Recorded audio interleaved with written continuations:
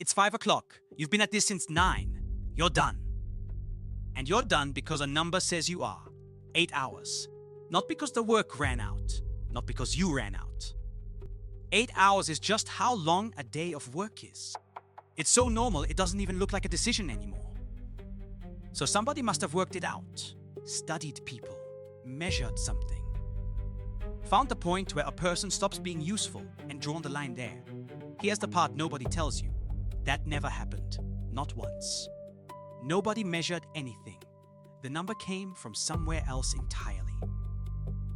It came from a division sum. 24, split three-way. 1817, Wales, a mill owner named Robert Owen. And Owen's one of the good ones, which matters here. He ran cotton mills, and he thought the way they ran was obscene. Because British industry at the time worked people 12 to 14 hours. Children too. 6 days a week. That's the world he's arguing with. He'd already cut the hours at his own mill, so he wasn't only talking. So he writes a slogan, and it's a good slogan. 8 hours labor, 8 hours recreation, 8 hours rest. Now look at what that actually is. 3 activities named by him. Work, leisure, sleep. Fine, reasonable. 3 things. And 24 divided by 3 is 8. That's the whole derivation. There's no study underneath it. There's a clock and some division. And to be clear, Owen wasn't pretending otherwise. He wasn't publishing findings. He was making a demand against 14. As a demand, it's excellent, memorable, fair, and it fits on a banner. Which is more or less exactly what happened to it next. It didn't catch on in Europe. It crossed to America instead. Now the part that isn't a slogan, the part where people die. October 1884. American labor unions set a deadline. Their wording, 8 hours shall constitute a legal day's labor from and after May 1st, 1886. That's not a request, that's a date. May 1st arrives. Over 300,000 workers walk off the job. Largest worker mobilization in American history to that point. In Chicago alone, 90,000 people out in the streets. 3 days later, police fire on strikers at a plant, 4 dead. There's a protest about that at Haymarket Square on May 4th. Somebody throws a bomb. 7 police officers are killed. What follows is a show trial and 4 hangings. That's the short version. 4 men were hanged. No evidence ever tied any of them to that bomb. May Day exists because of this. That's what the 1st of May is. Not a spring festival, a memorial for the 8-hour day. So the number got 1. Fought for, struck for, died for. And that's a completely legitimate way to establish a labor standard.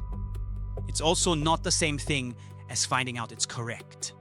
Nobody in this story ran an experiment. They ran a strike. Which brings us to 1914, and the man everybody credits. January, Henry Ford announces the $5 day, 8-hour shifts, and it gets told as generosity. It wasn't, and Ford said so himself. Ford had a turnover problem. Here's the number. His Highland Park plant had turnover of 370%. To keep 14,000 people on the line, he hired 52,000. In 1 year, some months he was losing half the workforce. The work was repetitive, it was fast, and people simply left. So he paid double and cut the hours, and it worked exactly as designed. Turnover collapsed. Profits doubled inside 2 years. But watch the 8. Why 8 specifically? Because 3 8-hour shifts fit into a day with nothing left over. 24 divided by 3. Again, the very same sum. Owen got 8 by splitting a person's day into thirds. Ford got 8 by splitting a factory's day into thirds. Those are completely different problems with completely the same answer, and the answers got nothing to do with either one of them. It's a property of the number 24. It divides nicely. If a day had 21 hours, the slogan would have said 7. Then the law shows up, and even the law couldn't make up its mind. 1938, the Fair Labor Standards Act. Everybody remembers it as the 40-hour week. It wasn't. The first version of the law set the week at 44 hours, then 42 after a year, then 40 after 2. It wasn't actually 40 until 1940, and 40 didn't get picked because 40's right. Congress set the line to make overtime expensive. That's the mechanism. It's a price signal. It's a tax on the 41st hour. There was another number on the table, and it lost. Senator Hugo Black proposed 30 hours back in 1932. 30. It met ferocious resistance, and it died. It lost on cost, not on evidence. There wasn't any evidence. So 40 isn't the winner of an argument about human beings. It's what was left standing after a fight about cost. And once it's in the law, it stops being a question at all. It becomes the thing you'd have to justify moving away from. Now here's where I have to be fair, because this cuts both ways. The 8-hour day is one of the great wins. Genuinely. It was a ceiling, and people who worked 14 hours built it. The target of this video isn't them. It's what happened afterward, which is nothing. Nobody ever checked it again. The number was set for men moving steel in a building full of machines. It's now applied to somebody answering email in a spare bedroom. Same 8, different century, different work, different everything. And when somebody finally does test it, it doesn't obviously win. The United Kingdom ran a 4-day week pilot in 2022.